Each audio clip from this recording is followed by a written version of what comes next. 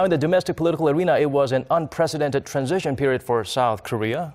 And the biggest change came from the nation's top office of Cheong Wa Dae. Bold expose, peaceful protest driven by informed and disappointed public led to the removal of a scandal-ridden former president. And the follow-up process was swift with a snap election that resulted in an expected landslide victory for Liberal candidate Moon Jae-in.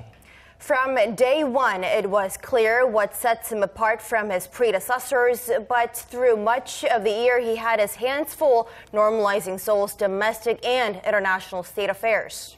Everyone at Arirang News was focused on keeping the world up to date on the rapid developments in that realm, of course. And kept busier than ever in that respect was our Cheong Wa Dae correspondent, Hwang Ho-jun. And here he is with a review of 2017 at the presidential office of Cheong Wa Dae.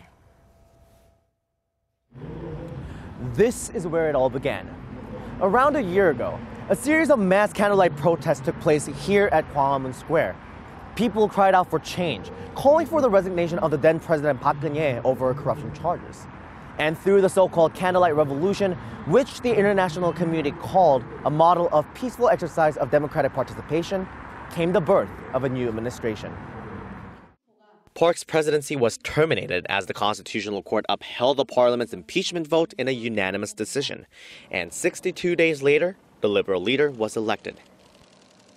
2017년 5월 10일 오늘 대한민국이 다시 시작합니다.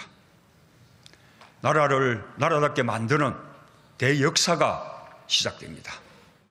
President Moon didn't have the luxury of a transition team and was sworn into office just hours after the election results were announced to face the overwhelming challenge and pressure of unifying a divided nation and normalizing state affairs.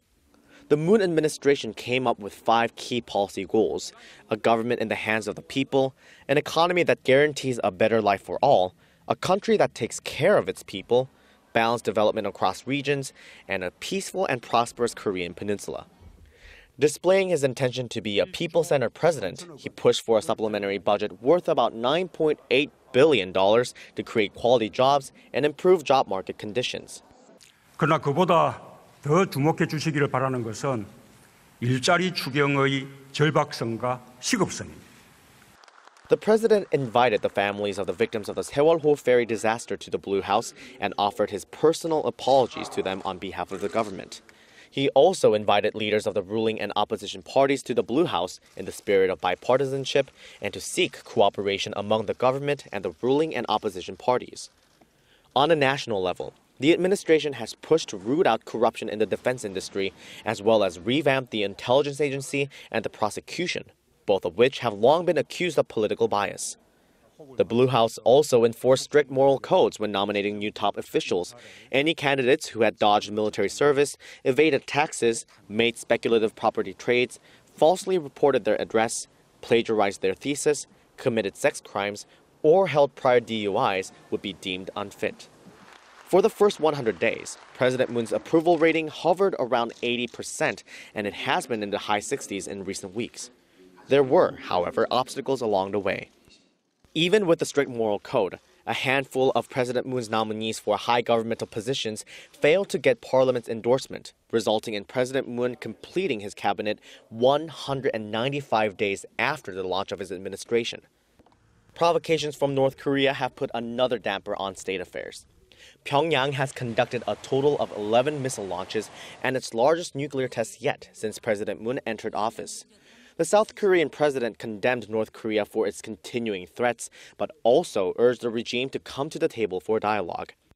Seoul's pursuit of a peaceful resolution to the issue of North Korea was reflected through President Moon visiting 7 countries, hosting 3 state visits, and attending some 40 bilateral summit talks and several multilateral meetings during his short time as president.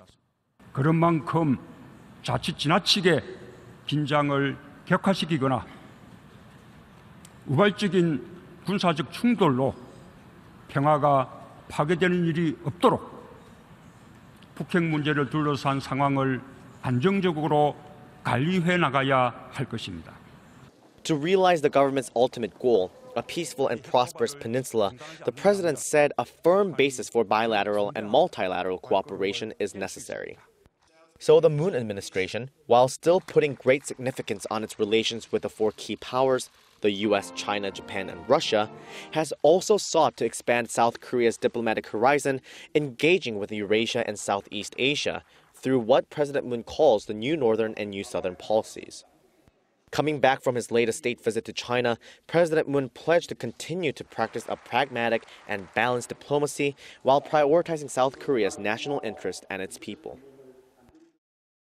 Eventful would be an understatement of what 2017 was like for the president and his administration.